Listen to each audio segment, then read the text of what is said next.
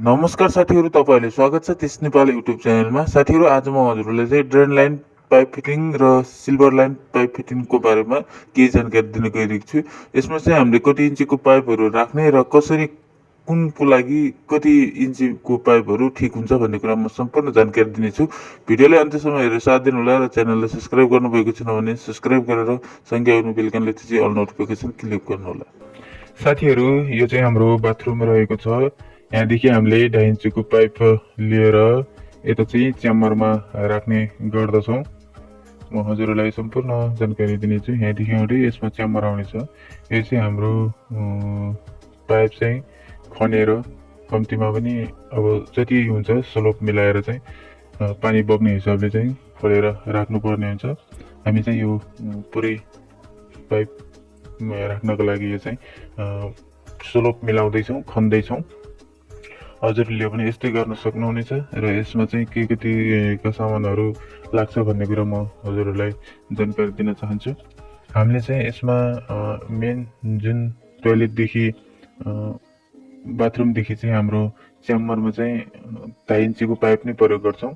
2.5 इन्चीको pipe प्रयोग गरिसकेपछि जुन हाम्रो च्याम्बरमा चाहिँ च्याम्बरदेखि बाहिर नालीसम्म पुर्याउनको लागि चाहिँ हामीले 4 इन्चीको पाइप चाहिँ प्रयोग गर्छौँ।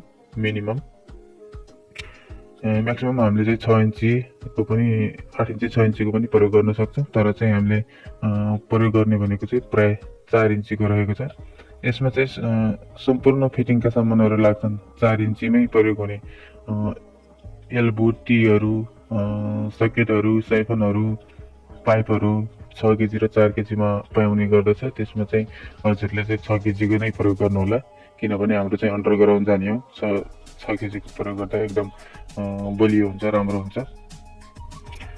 त्यसपछि हामीलाई लाग्ने भनेको चाहिँ एउटा 2.5 इन्चीको पाइप प्रयोग हुन्छ। 2.5 इन्चीको चाहिँ हाम्रो 45को 2.5 इन्चीको सबै पाइपहरू चाहियो। 45 को एल्बोहरू चाहियो, अनि 90 डिग्रीको एल्बोहरू चाहियो, अनि तपाईँको टीहरू चाहियो, सकेटहरू चाहियो। यी सामानहरू चाहिँ प्रयोग हुने गर्दछन्। हामीले चाहिँ अब यसमा चाहिँ कहाँदेखि सबै ठाउँमा लग्ने भन्ने कुरा सम्पूर्ण जानकारी दिनेछु। पाइपहरू हामीले चाहिँ यो पुरै स्लोप मिलाएका छौँ। स्लोप हुने गरी पाइपहरू यो चाहिँ खनेका छौँ। अब चाहिँ हामीले पाइप राख्न गइरहेका छौँ। हामीले चाहिँ 2.5 इन्चीको पाइप सरी यसमा चाहिँ मेन लाइनमा चाहिँ हामीले 4 इन्चीको पाइप चाहिँ प्रयोग गरेका छौँ। हेर्न सक्नुहुनेछ।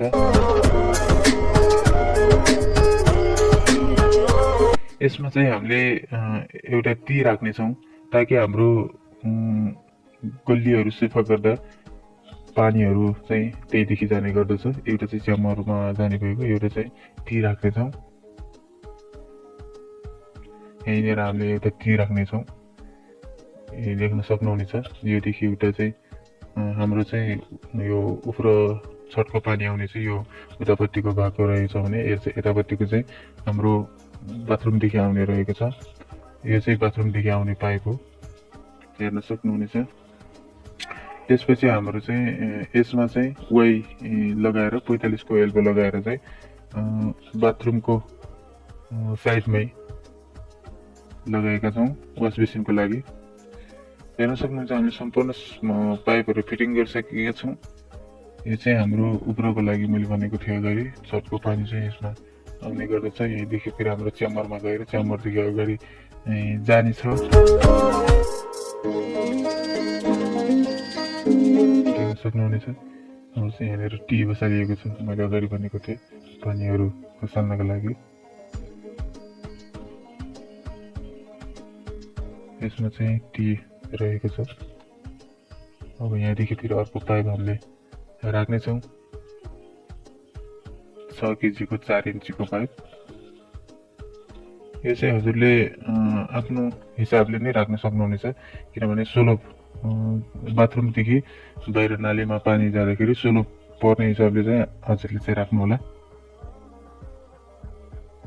खनेर चाहिँ राख्नुपर्ने हुन्छ।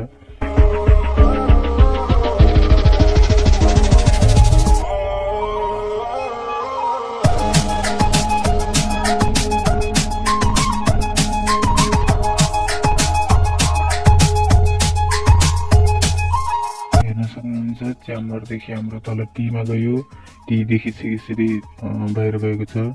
टी चाहिँ हाम्रो गल्ली सफा गर्दाखेरि पानी जानको लागि राखिएको हो।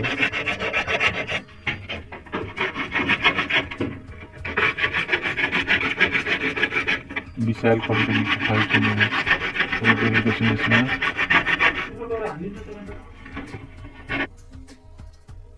हेर्न सक्नुहुन्छ सम्पूर्ण फिनिस भइसकेको छ।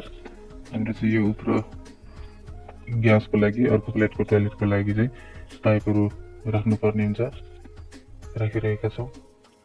बिचमा चाहिँ हाम्रो यसमा बाथरुमको कारा चाहिँ वाल चाहिँ लगाइएको छैन।